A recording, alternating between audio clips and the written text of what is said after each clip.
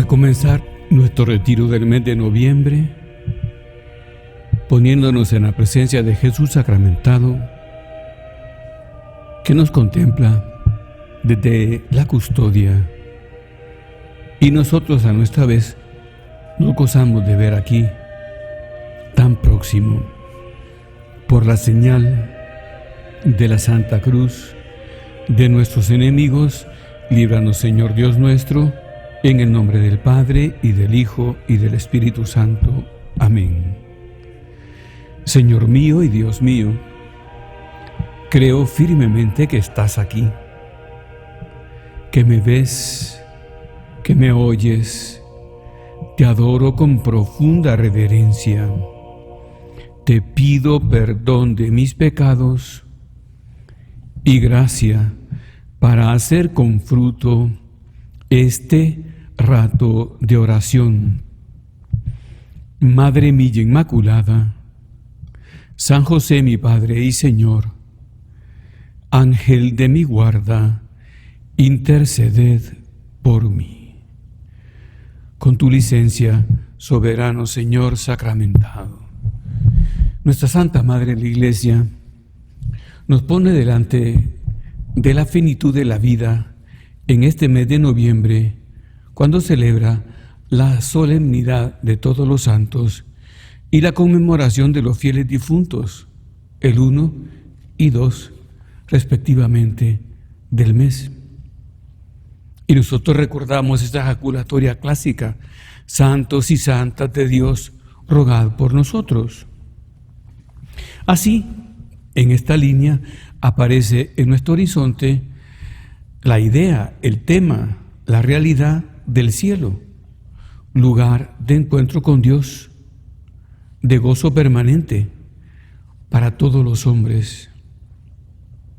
Y también se presenta el purgatorio, lugar de preparación, de purificación para entrar en la casa del Padre Celestial. Porque Jesús nos dijo: en la casa de mi Padre hay muchas habitaciones, si no yo os lo hubiera dicho. Me voy, pero volveré, y cuando vuelva os tomaré conmigo, para que donde yo estoy, estéis también vosotros. Pero también nos encontramos con la realidad del infierno, ese estado, dice el Catecismo de la Iglesia, de autoexclusión definitiva de la comunión con Dios, creado por Dios, obviamente, pero contra su tierno designio y amoroso proceder con los hombres, más bien forzado por respeto a la libertad de aquellos que eligen no vivir con Él durante toda la eternidad. Nosotros recordamos aquella frase del Salmo 84 que nos pone en la realidad de estas verdades. Más vale un día en tus atrios, Dios mío, que 1000 fuera de ellos. Pero sigamos adelante. En su designio amoroso, como dice San Pablo en Efesios, nos ha elegido antes de la constitución de los mundos para que seamos santos en su presencia. Es decir, nos ha convocado y nos ha concedido la gracia del bautismo, que nos hace hijos de Dios, hijos suyos, para ser santos. Y de esta manera convertirnos para el mundo en levadura que transforma toda la masa, en luz que saca de la oscuridad, en sal que da sabor y preserva de la corrupción. San José María predicaba con certeza y con entusiasmo al mismo tiempo y alegría, y nos decía: hijos míos, una preocupación hemos de tener, una preocupación exclusiva, y es esta: ser santos. O sea, responder a esta llamada del Señor, a esta convocatoria, además porque estamos sellados por el bautismo que compromete a Dios a darnos toda la gracia para alcanzar esta propuesta. Así sigo leyendo a San José María. Cualquier otro afán debe de permanecer en un segundo plano, o mejor dicho, lo hemos de encaminar a la adquisición de esa santidad a la que Dios nos llama. Porque hemos de ser santos, de veras, auténticos, canonizables, si no, hemos fracasado.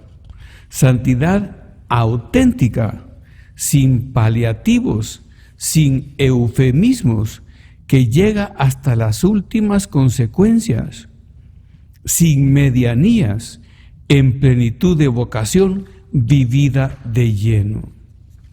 Y es que, nos explicaba él, ser santo es ser buen cristiano, es parecerse a Cristo.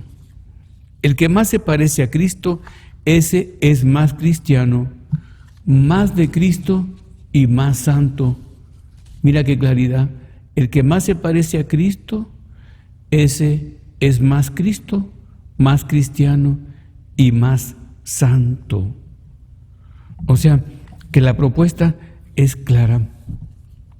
Pero sabemos que solo llegaremos a ser de Dios, completamente de Dios, a dejar todo como lo dejaron los apóstoles cuando los llamó. Solo llegaremos a ser de Dios con nuestra intención actualizada día a día para hacer nuestra la vida de Cristo.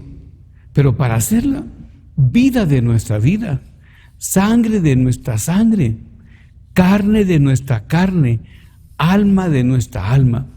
Eso es lo que nos enseña el Evangelio. Al mismo tiempo nos enseña que como somos hijos de Dios, porque este es el primer fruto del bautismo, podemos llevar a cabo estas propuestas que a primera vista parecen muy altas.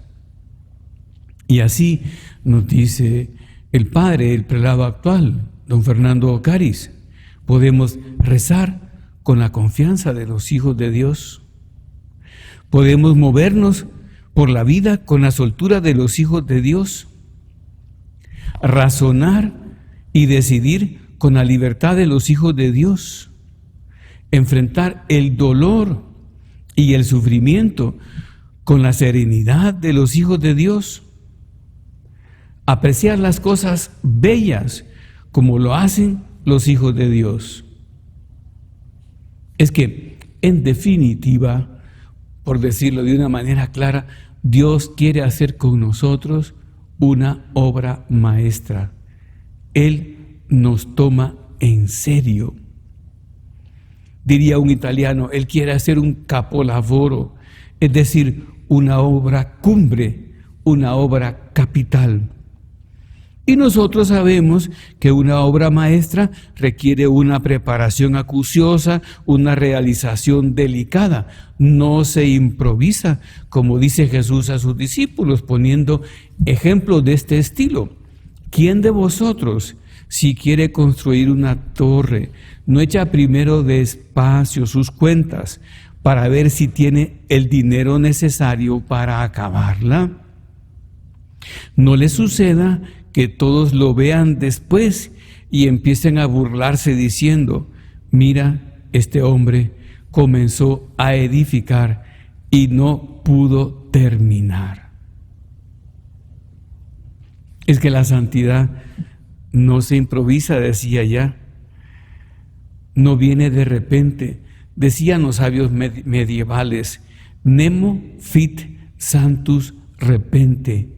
Nadie se hace santo de repente.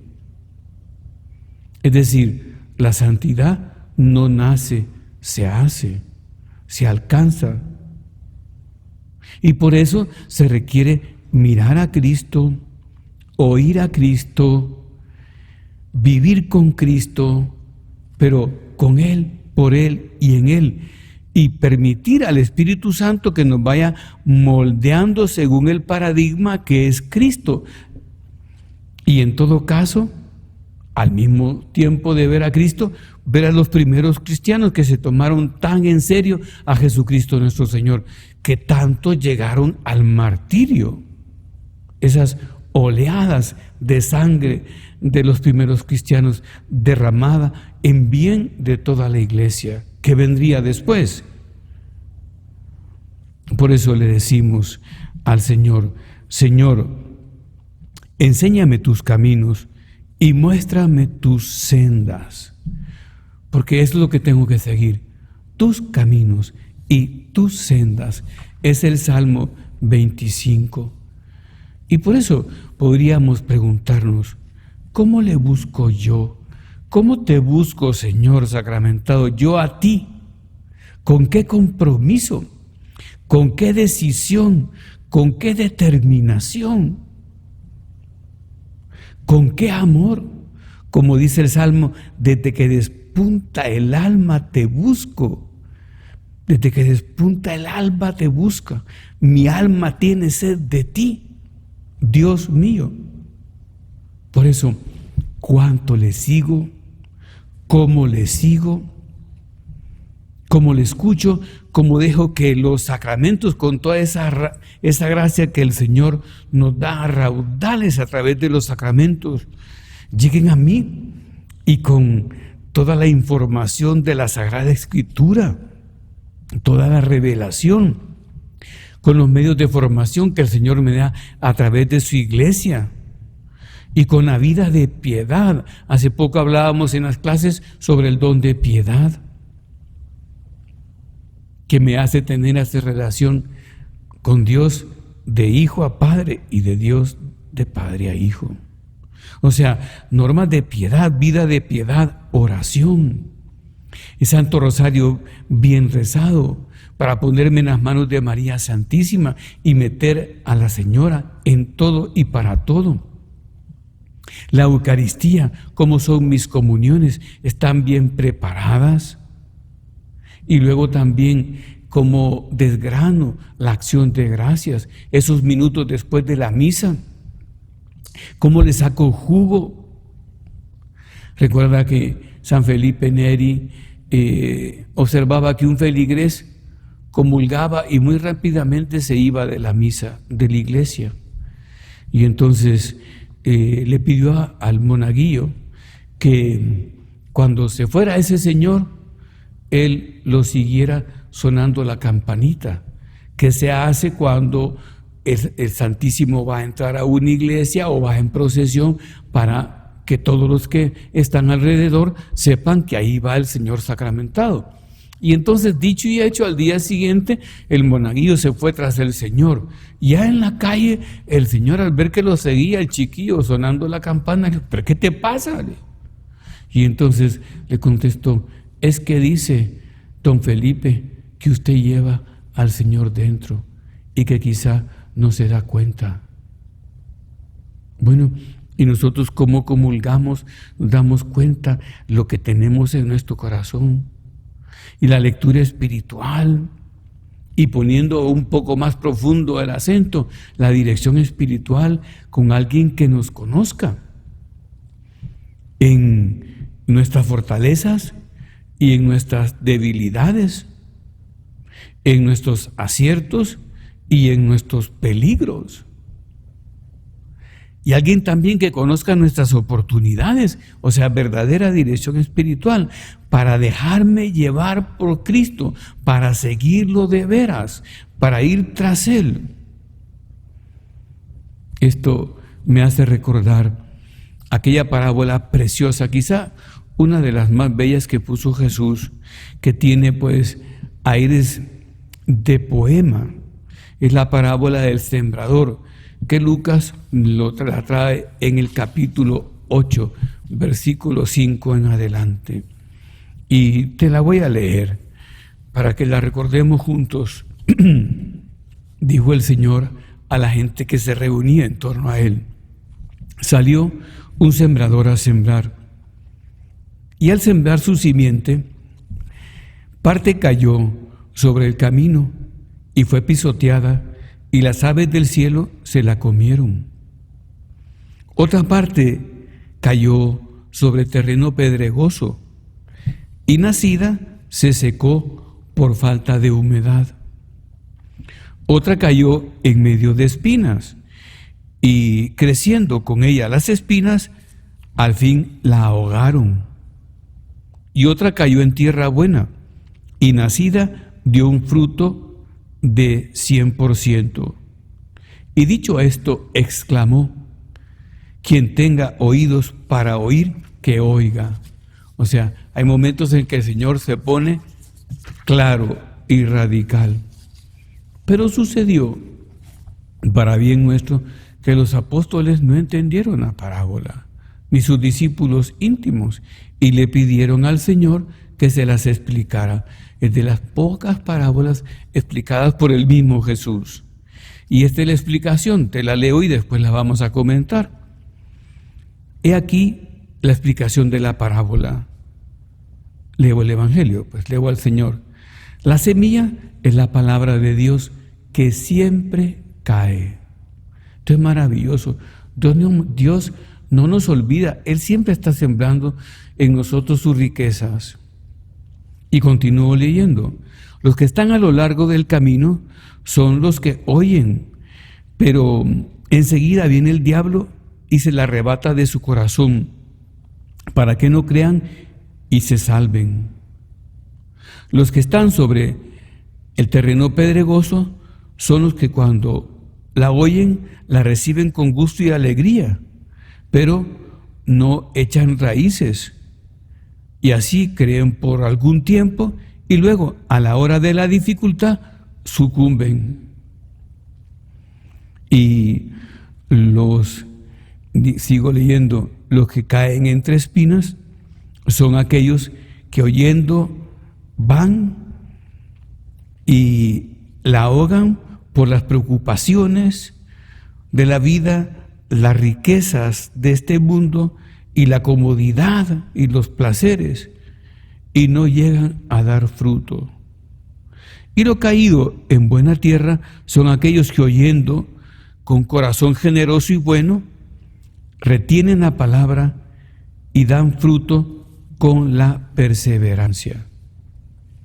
Pero comentemos un poquito esas situaciones que nos presenta Jesús.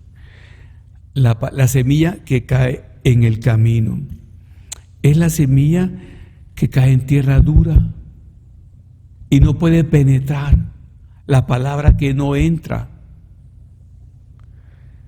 Son los espíritus soberbios, autosuficientes, que están autojustificados y conformes con lo que hacen. Es más, son indóciles y se irritan cuando alguien les habla claro. Te leo unos puntos de surco que dicen así: aunque afirmas que le sigues de una manera o de otra, pretendes siempre obrar tú, según tus planes y con tus solas fuerzas. Pero el Señor ha dicho: sin mí, sin mí nada puedes hacer. Pero está lleno de ti, y no serás eficaz hasta que no te llenes de Él, actuando in nomine Domini, en el nombre y con la fuerza de Dios. Es que estamos así, muy llenos de nosotros mismos, y no seremos eficaces hasta que nos llenemos de Él y actuemos en nombre del Señor. Pero eso da una situación de indocilidad. Por eso, haciendo oración, decía San José María, es el momento de decirle: me dejaré meter en la barca, me dejaré cortar, rajar, pulir, romper, comer, me entrego, díselo de veras. Pero dile a Jesucristo: tengo esta experiencia de mi soberbia. Señor, hazme humilde. Y Él te responderá: trátame. Para ser humilde, trátame. Y así me conocerás y te conocerás a ti mismo. Y de eso estamos hablando, de seguirle, de tratarle al Señor. Pero nos invita más: sea audaz. Hemos de ser audaces. Sé valiente, sé osado. Continúa con esta oración personal y comprométete. Señor, dile, ya no más tardanzas, no más poner dificultades, no más resistencias a tu gracia. Deseo ser esa buena levadura que haga fermentar toda la masa. Pero continuemos con la parábola, con la tierra, con la semilla caída en tierra pedregosa, en pedregal. Dice Jesús que la reciben con alegría, pero no echa raíces, y a la hora de la dificultad, de la tentación, vuelven atrás. Entonces, ¿quiénes son estos? Son aquellos que se dejan llevar por la superficialidad. Y claro, se quedan en la capa superior, no profundizan y por tanto carecen de firmeza, no tienen raíces, no arraigan, no ahondan. Están interesados, pero más bien solo en las apariencias. Se dejan ganar por la frivolidad, no tienen seriedad, tienen más bien un pensar lúdico que ahora domina tanto en la cultura actual: jugar, divertirse, distraerse, pasar el momento y nada más. Pero defendido ese momento con fuerza, porque es mi momento, dicen.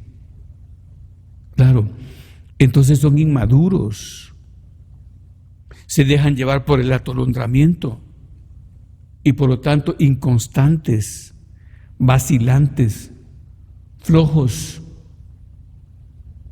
Son personalidades constantemente, permanentemente inacabadas, cuando la personalidad del cristiano tendría que ser la personalidad de Cristo. Pero entonces, por esa poca profundidad y poca raíz, viene la tentación a la hora de la dificultad y dan vuelta atrás, sucumben. Son un poco infantiles, ya decía, inmaduros. Pero hay otro tipo de semilla y otro tipo de terreno, mejor dicho, la misma semilla, la palabra de Dios, que cae en otro tipo de terreno. Es el terreno que tiene espinas. Y dice el Señor, y creciendo con la semilla las espinas, al fin la ahogan con las preocupaciones de este mundo, las riquezas de aquí abajo y las comodidades, los placeres, la sensualidad. No se trata de reprimirnos, porque los cristianos sabemos gozar el mundo. Ya decía antes, citando el prelado actual del Opus Dei, gozar las cosas buenas como lo hacen los hijos de Dios. Pero, claro, nos podemos dejar comer por lo material. Y te leo unas palabras que me parecen preciosas y claras de don Álvaro del Portillo. Decía, el diablo se sirve de muy variadas mañas para solicitar la comodidad, la falta de sobriedad, la vanidad o la sensualidad, ya que tan Juan Leo Rutgens como león rugiente da vueltas buscando a quien devorar. Esto es de San Pedro, la primera carta de San Pedro. Y anda el demonio muy interesado en neutralizar la eficacia sobrenatural de los que dedican su existencia al servicio de Cristo.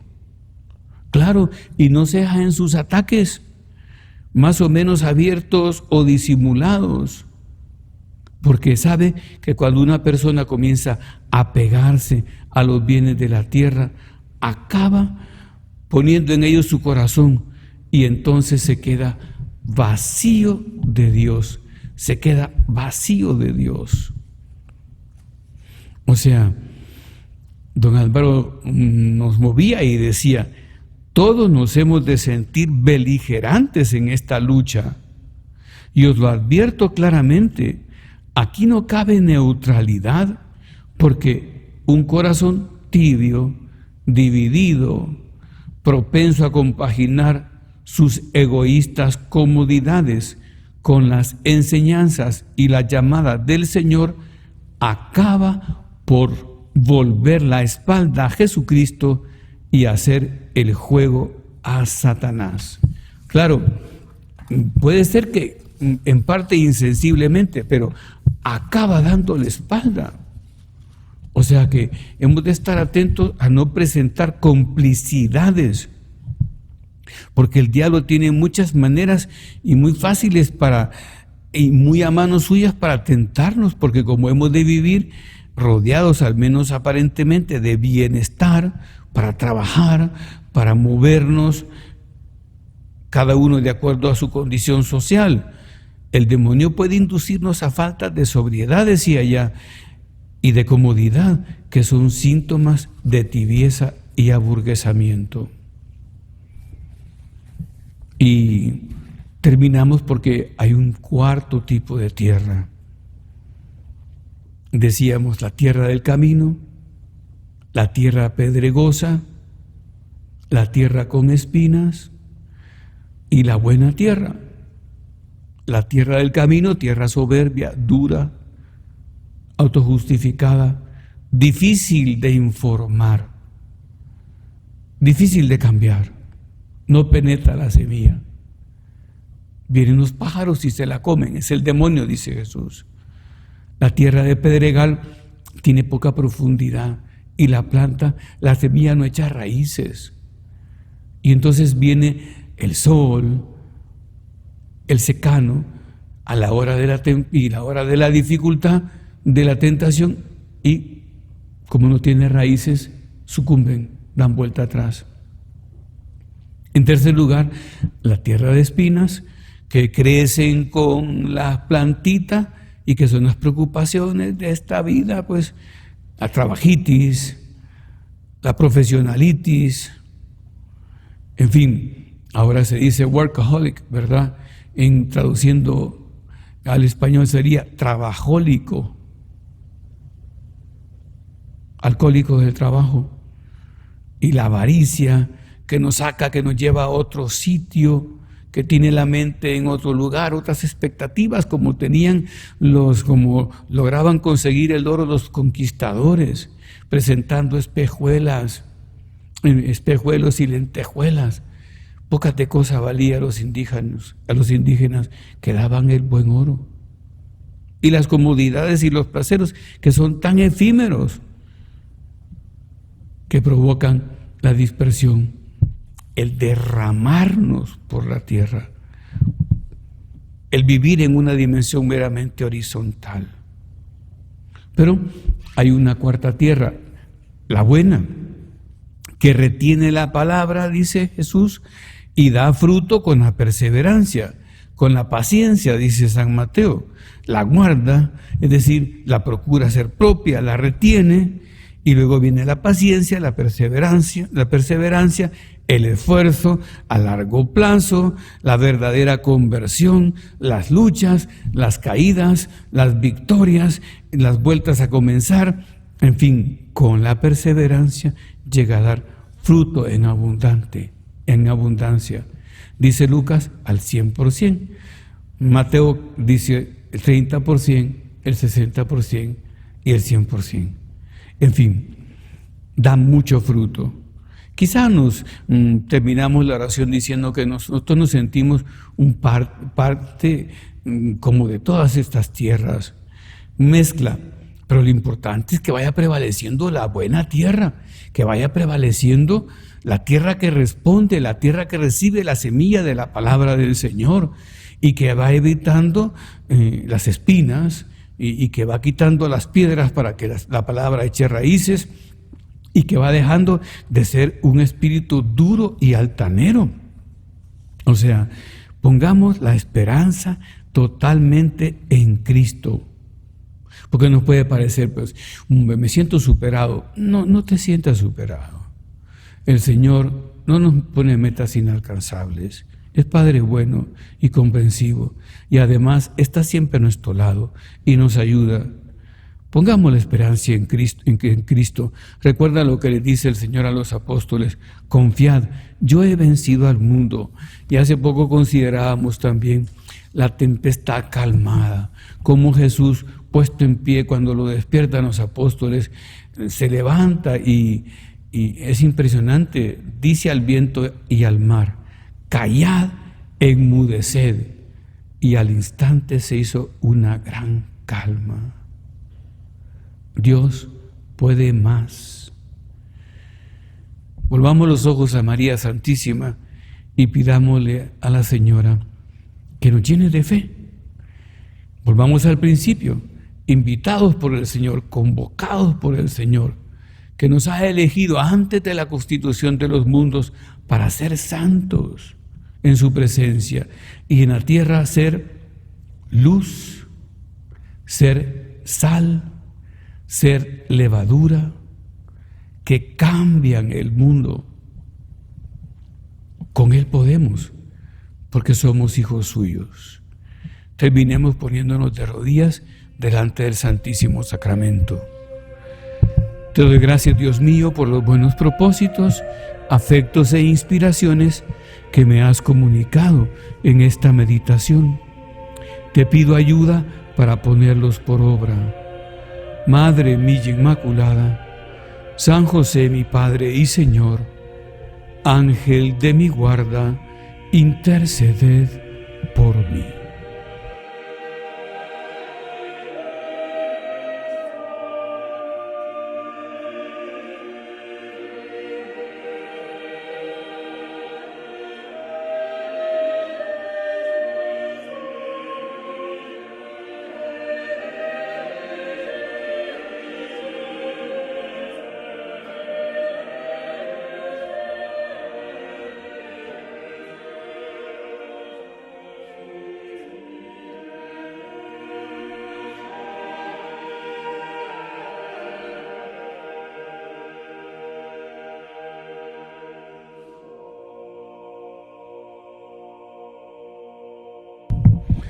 Vamos a comenzar la segunda meditación poniéndonos de rodillas ante Jesús sacramentado.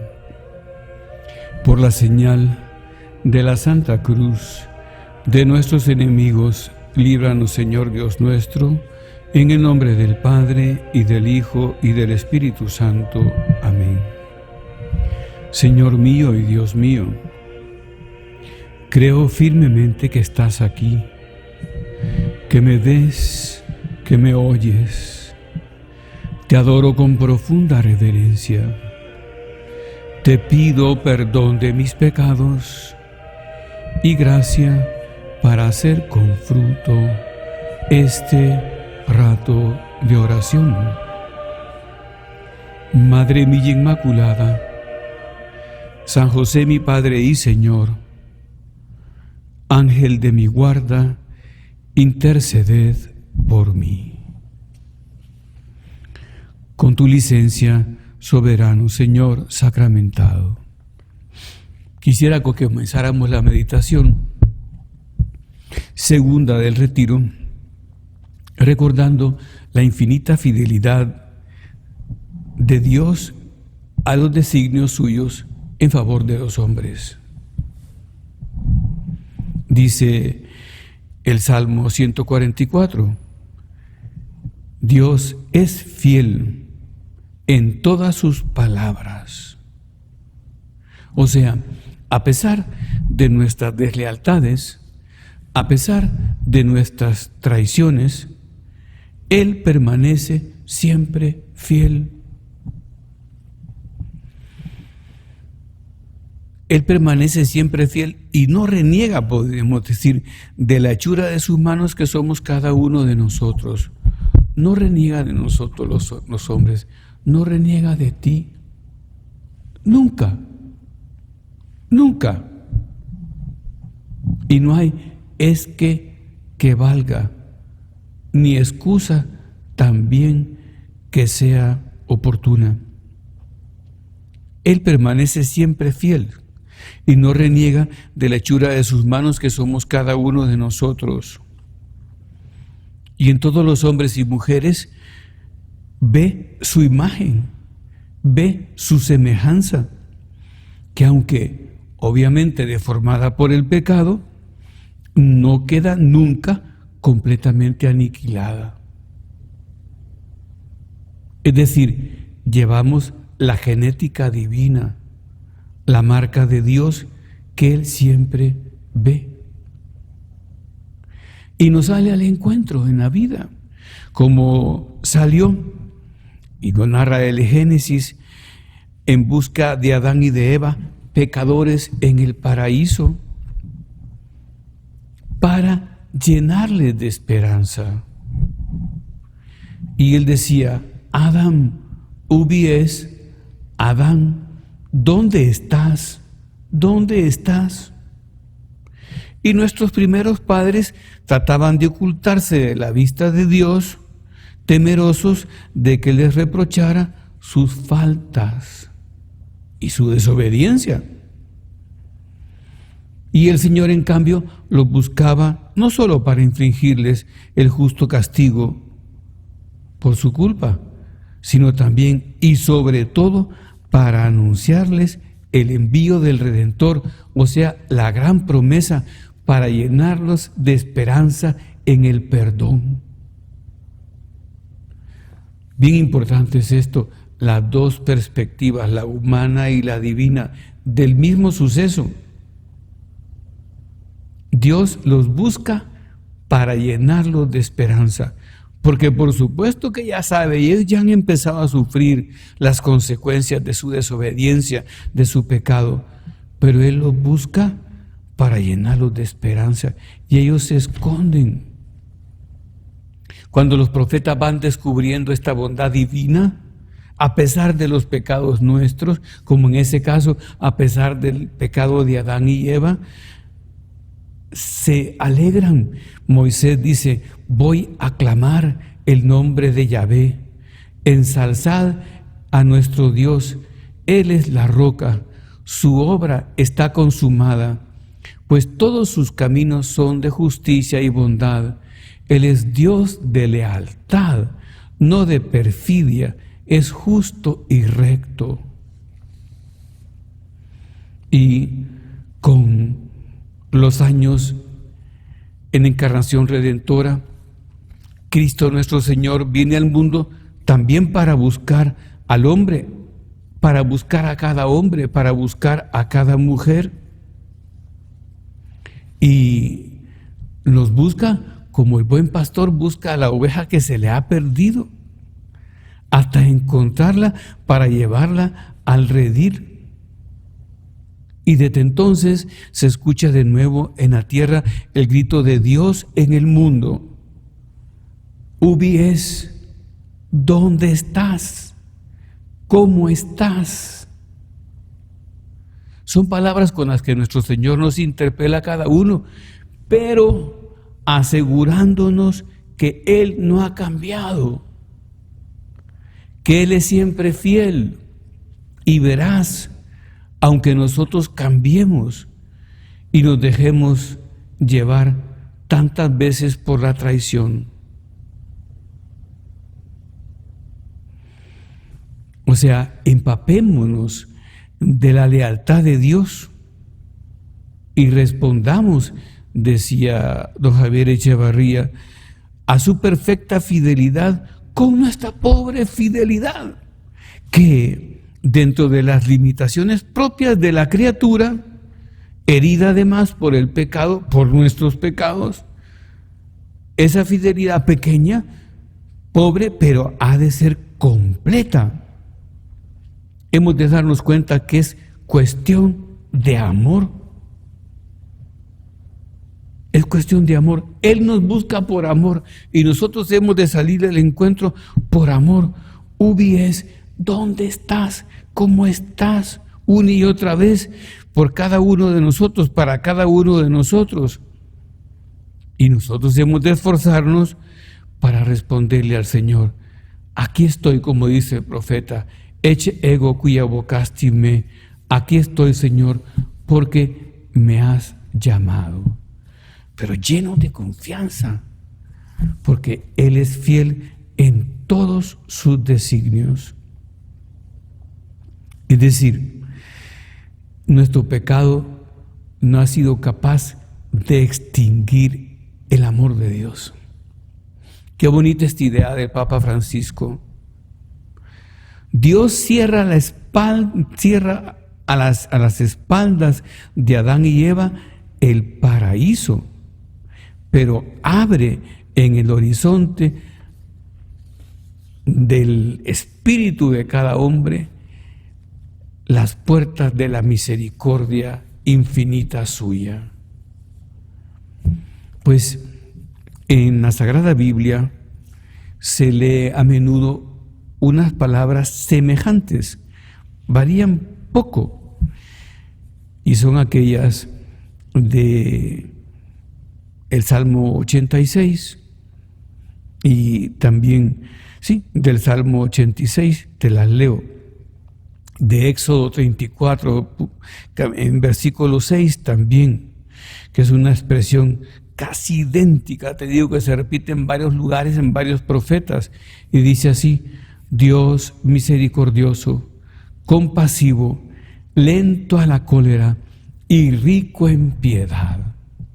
Te la repito, Dios es misericordioso, compasivo, lento a la cólera y rico en piedad y en verdad. Y vamos a proceder a considerarlas, a meditarlas aquí delante del Señor. San Jerónimo, cuando traduce la Biblia, se encuentra con que estas palabras son muy parecidas. Y optó por traducir 3 conceptos hebreos con 3 términos casi sinónimos, derivados de la palabra misericordia. Realmente estos conceptos están entrelazados, pero cada uno de ellos aporta un distinto matiz y conviene desmenuzarlos si queremos apreciar, al menos en parte, la realidad de la misericordia divina, que no se agota, por supuesto, en una sola palabra. Entonces, Dios misericordioso utiliza, se fija San Jerónimo en el adjetivo rahum, misericordioso, que deriva de regem, que significa vientre, entrañas, seno materno. Y se usa en la Biblia para hablar del nacimiento de una criatura. Rahum describe los sentimientos de una madre por el ser que literalmente es carne de su carne. Y así dicen los profetas, frase que repite Jesús: ¿es que acaso puede una mujer olvidarse de su niño de pecho, no compadecerse del hijo de sus entrañas? Pues aunque ella se olvidara, yo no me olvidaré de ti. Es Isaías, pero lo repite Jesús. O sea, repite la misericordia. O sea, Dios se enternece con nosotros, por nosotros, dice el Papa Francisco, como una madre cuando toma en sus brazos a su niño, deseosa solo de amar, de proteger, lista para donar todo, incluso a sí misma, su propia vida. Esa es la imagen que sugiere este término, rahum, un amor por lo tanto que se puede definir como, en un buen sentido, visceral, porque la palabra exacta sería entrañable, pero ahora se ha usado mucho esa palabra para decir de todo corazón. No, pero son entrañas. Pero siendo más exactos, entonces te podríamos decir un amor visceral. Un amor que sufre especialmente los olvidos y los desprecios o los abandonos de sus hijos. Y pregunta: pueblo mío, ¿qué te he hecho yo o en qué te he molestado? Dice Miqueas, ¿en qué te he molestado? Pero está dispuesto siempre a perdonar a ese pueblo, a perdonarnos a nosotros, por encima de esa frialdad, porque dice también Miqueas: no guarda su ira para siempre y se complace en la misericordia. O sea, un amor que se complace por la situación lastimosa en la que pueden encontrarse sus hijos con el correr de los años. Fíjate la comprensión de Dios, la misericordia de Dios. Yo te sanaré y te curaré tus heridas, dice Jeremías. Y no ceja en su deseo de recuperar aquel pueblo, de recuperar a aquellos hijos que se han alejado, con un amor solícito para protegerlos si están siendo acosados o perseguidos. No te asustes, Israel, porque yo te salvaré. Así nos habla el Señor a nosotros. Entonces, por eso dice la Biblia: venid y comprobad. Es un amor que nos enseña a procurar comportarnos así con los demás, con nuestros hermanos. Por supuesto que tiene mucho de pedagogía para que nosotros aprendamos. Pero continuemos con la frase de la Escritura: Dios es misericordioso y compasivo, lento a la cólera, rico en piedad y misericordia. Dios es compasivo. Entonces, también San Jerónimo utiliza el término Hanun. Este adjetivo se podría traducir, ya digo, por compasivo, pero se deriva de la palabra gen, que significa gracia y favor.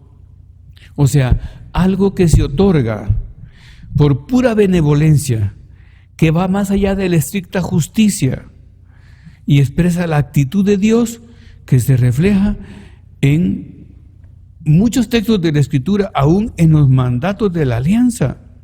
Acuérdate como dice: si tomas en prenda el manto de tu prójimo, se lo devolverás antes de que se ponga el sol, porque es su única ropa y con ella se abriga del frío su piel.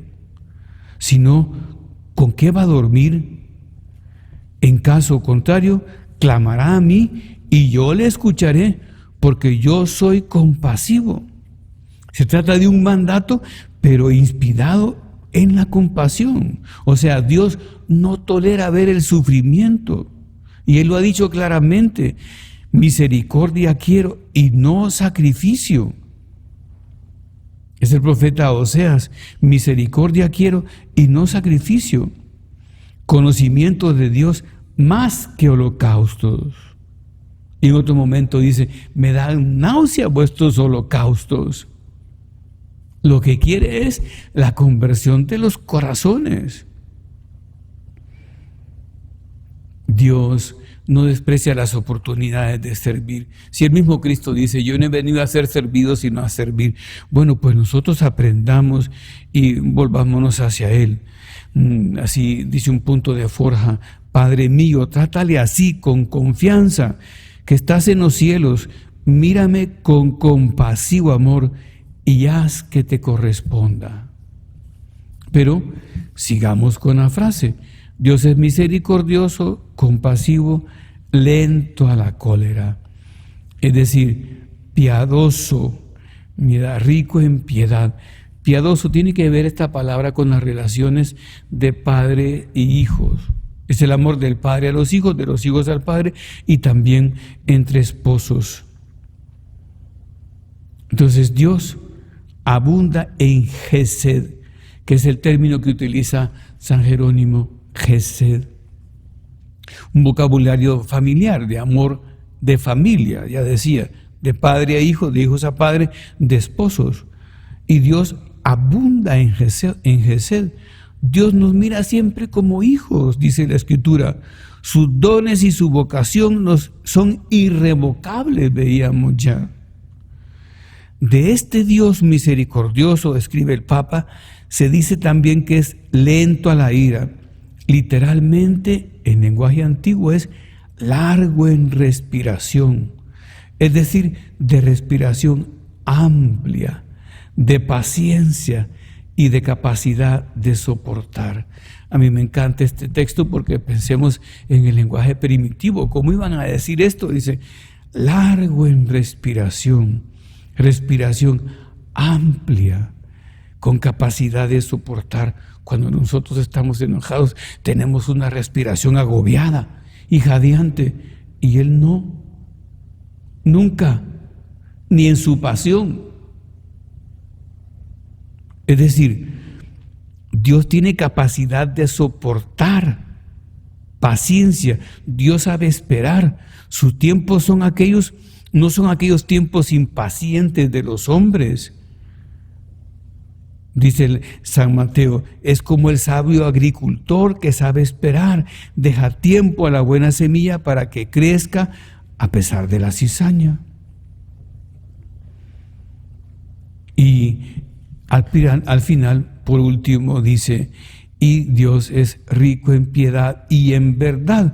Verdadero también traducen algunos textos, y es algo que en lenguaje moderno nos resulta difícil de comprender. En hebreo se dice emet, y en algunos países se utiliza emet como nombre masculino, auténtico, verdadero, fiel. Y entonces, claro, es que, ¿qué quiere decir esto que es verdadero? Es que la misericordia de Dios no es una comedia.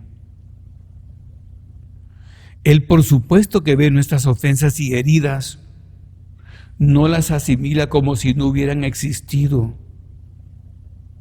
pero Él está dispuesto a curarlas, a medicarlas, a vendarlas.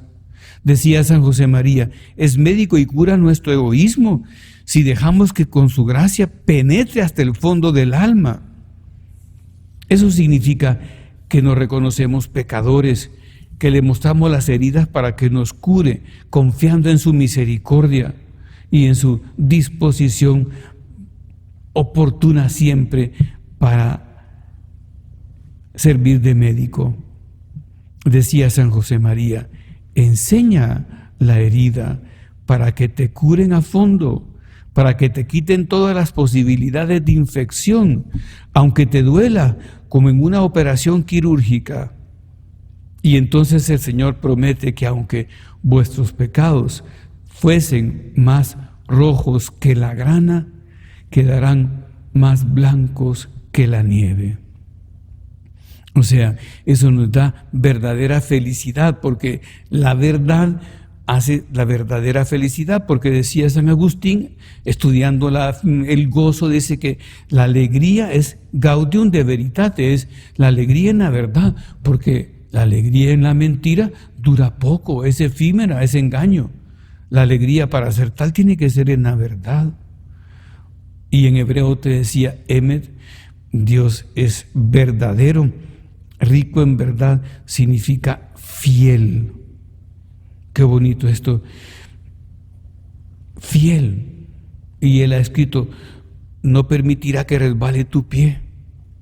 Tu guardián no duerme ni reposa el guardián de Israel. Así está vigilando por nosotros. Entonces, pues en síntesis, el Antiguo Testamento, la misericordia es como la acogida materna y entrañable del Señor que nos ofrece cuando se encuentra con el Hijo necesitado y reconoce su verdadera situación. El Hijo reconoce su verdadera situación, sus debilidades, sus errores, sus pecados, sus infidelidades, confiando en esa misericordia que siempre nos sana y nos restaura. Y terminemos preguntándonos, ¿y en el Nuevo Testamento? Jesús es el rostro de la misericordia del Padre. Qué bonito es esto.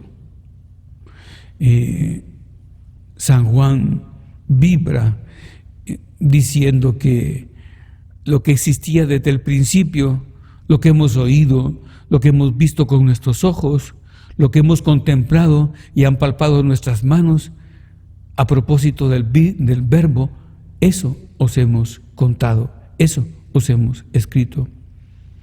Y así, para que vuestra alegría sea completa. Recordemos al buen samaritano como es que refleja a Jesús, como desciende de la cabalgadura, no pasa del camino como los anteriores transeúntes y se detiene a curar a aquel hombre. La vida del Señor, la vida de Jesús está llena de gestos de misericordia. Perdona los pecados del paralítico que descuelgan en la casa aquella abarrotada de gente, que descuelgan desde el techo en su camilla. Resucita y entrega vivo a la madre, el hijo a la madre del hijo, a la viuda de Naín, sin que ésta se lo pida, simplemente movido por el dolor y su misericordia. Alimenta milagrosamente a las multitudes que le siguen para que no desfallezcan en el camino de vuelta a sus ciudades.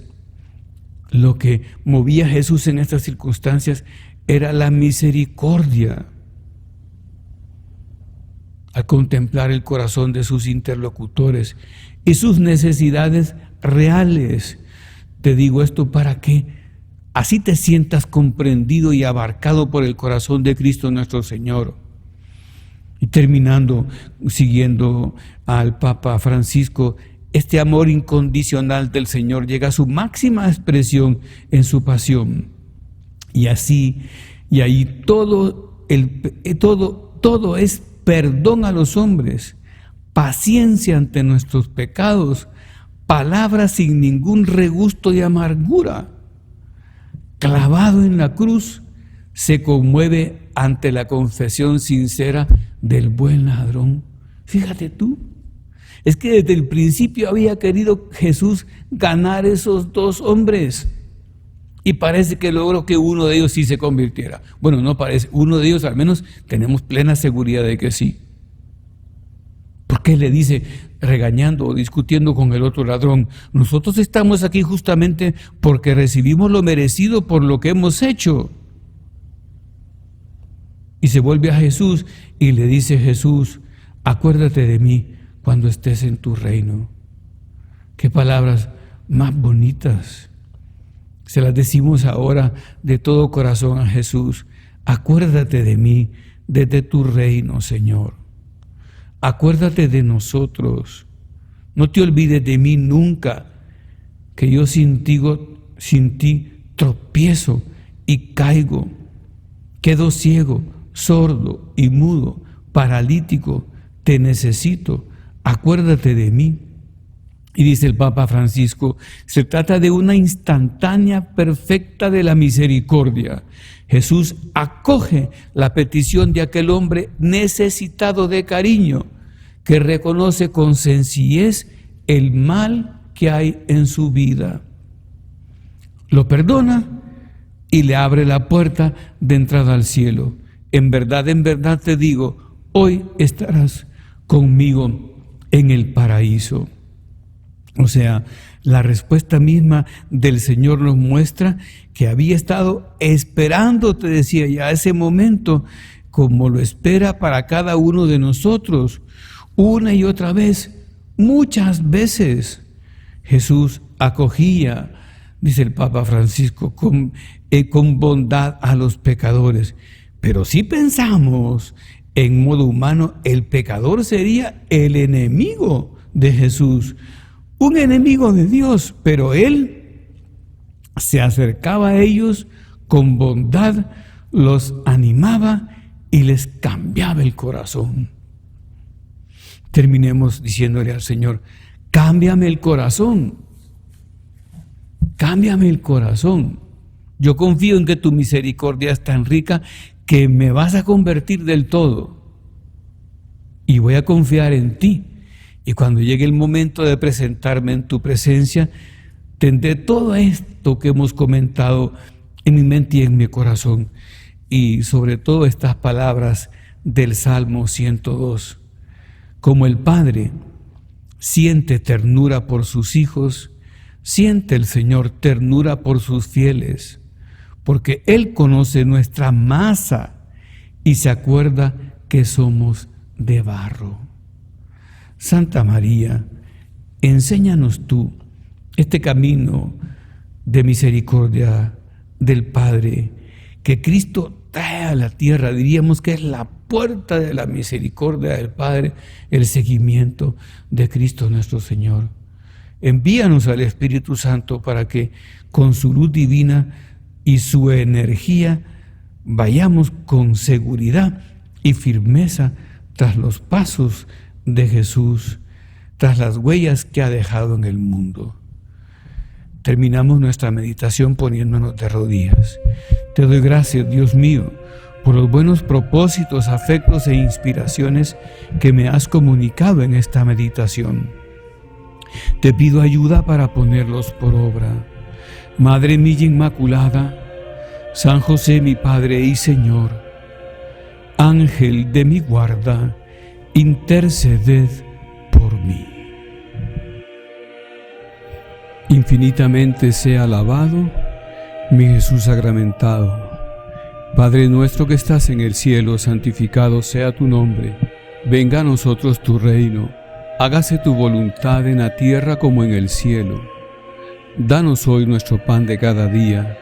Perdona nuestras ofensas, como también nosotros perdonamos a los que nos ofenden, y no nos dejes caer en la tentación, y líbranos del mal. Amén.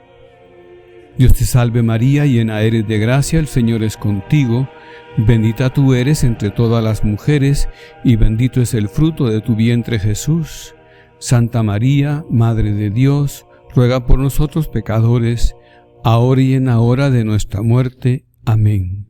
Gloria al Padre, al Hijo y al Espíritu Santo, como era en el principio, ahora y siempre, por los siglos de los siglos. Amén. Les diste el pan del cielo, que tiene en sí todo consuelo. Oremos. Oh Dios, que en este sacramento admirable nos dejaste el memorial de tu pasión. Te pedimos nos concedas venerar de tal modo los sagrados misterios de tu cuerpo y de tu sangre, que experimentemos constantemente en nosotros el fruto de tu redención, tú que vives y reinas por los siglos de los siglos. Amén.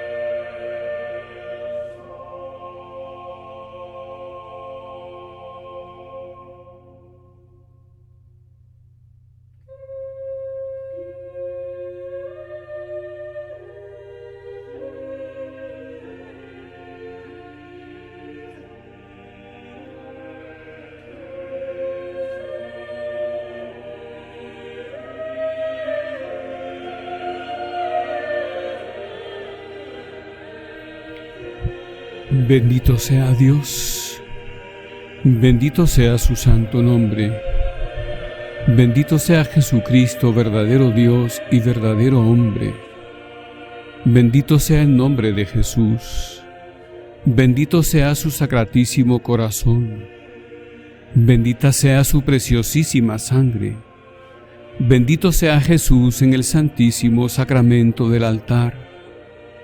Bendito sea el Espíritu Santo Paráclito. Bendita sea la excelsa Madre de Dios, María Santísima.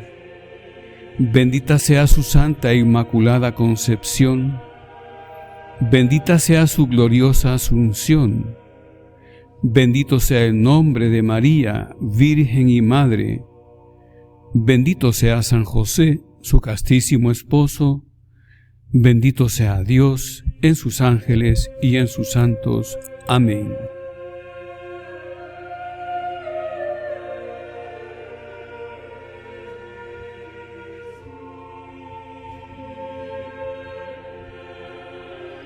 Santa María, esperanza nuestra, asiento de la sabiduría, ruega por nosotros. Tengan ustedes muy buenas noches.